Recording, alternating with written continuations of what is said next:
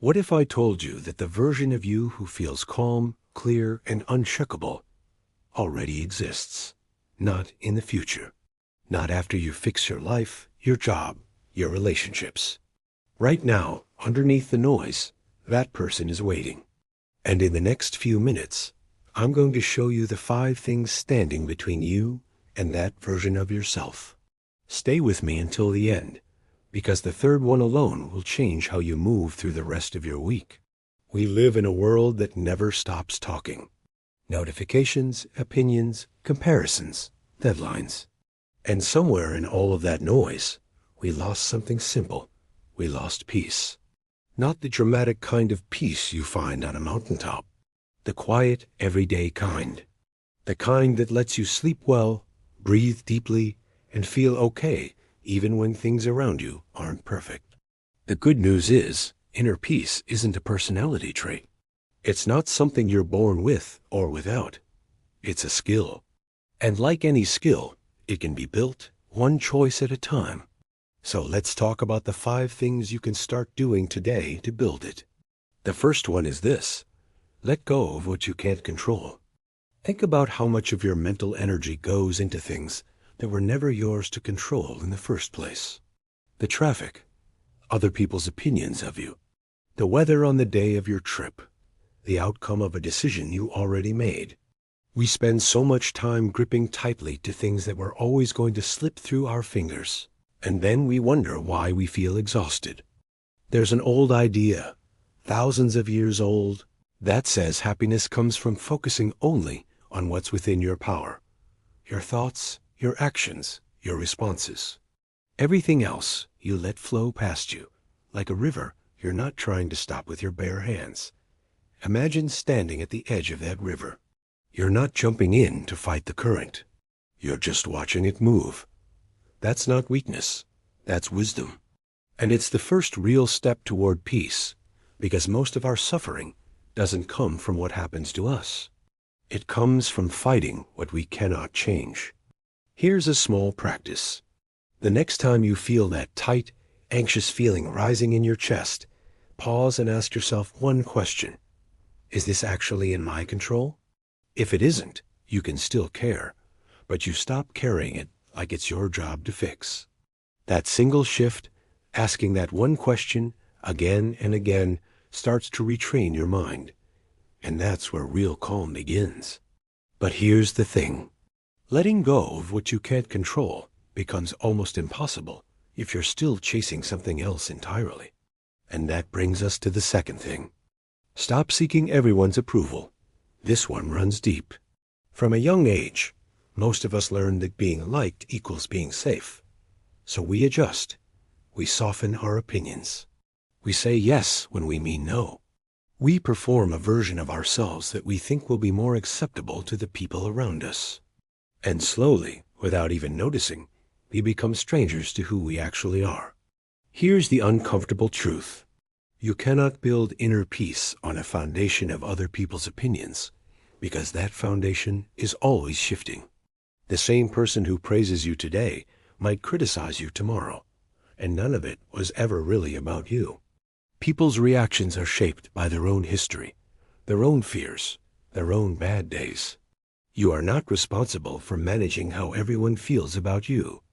Picture someone who lives completely free of this need. Not rude, not careless of others, just unbothered by approval. They make a decision, and it doesn't ripple with anxiety about who might disagree. That's not arrogance, that's freedom. And it's available to you the moment you stop outsourcing your sense of worth to an audience that was never paying as much attention as you imagined. Try this. Before you say yes to something out of obligation, ask yourself, am I doing this because I want to, or because I'm afraid of what happens if I don't? That question alone will save you hundreds of hours of energy over the course of a year. And that energy, once reclaimed, becomes the fuel for everything else on this list. Which brings us to something most people never learn, and it might be the most underrated peace habit of all. Choose your battles wisely. Not everything deserves your reaction. Not every comment needs a response. Not every disagreement needs to be won. There's a quiet kind of power in simply letting something go, not because you're avoiding it, but because you've decided it's not worth the cost to your peace. Think of your energy like a bank account. Every argument, every petty conflict, every time you stay up at night replaying something someone said, you're making a withdrawal. And if you keep spending on things that don't actually matter, you won't have anything left for the moments that do. The people who seem the most grounded, the most steady, aren't the ones who never face conflict. They're the ones who've gotten very good at deciding what's actually worth their energy. So here's a simple filter. Before reacting to something, ask, will this matter in a year? Sometimes the answer is yes, and that's when you show up fully, you speak honestly, you stand your ground. But most of the time, if you're honest with yourself, the answer is no. And in those moments, the most powerful thing you can do is nothing at all. Just let it pass. There's a strange kind of strength in silence, in choosing peace over being right.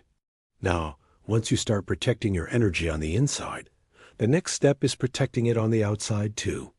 Protect your time and energy. Your time is the one resource you can never get back. Every hour you spend doing something that drains you is an hour you'll never spend doing something that fills you up. And yet most of us give our time away freely, almost carelessly, to people, habits, and obligations that leave us feeling depleted. This doesn't mean becoming cold or isolated. It means becoming intentional. It means noticing which conversations leave you lighter and which ones leave you heavier. It means recognizing that saying no to something is often saying yes to your own well-being. Boundaries aren't walls that keep people out. They're more like a garden fence, something that protects what you're trying to grow. Take a moment and think about your average day. Is there a habit, a relationship, a routine that quietly drains you every single time? You don't need to make a dramatic change today. Just notice it. Awareness is always the first step. And once you see clearly where your energy goes, you can start redirecting it, little by little, toward the things and people that actually nourish you. And that brings us to the final piece, the one that ties everything else together. Practice gratitude daily. It sounds simple, maybe even a little overused at this point. But gratitude isn't about pretending everything is perfect. It's about training your attention to notice what's already good, even while you're still working on everything else. Our minds have a natural bias toward problems. It's a survival mechanism, an old one, designed to keep us alert to danger.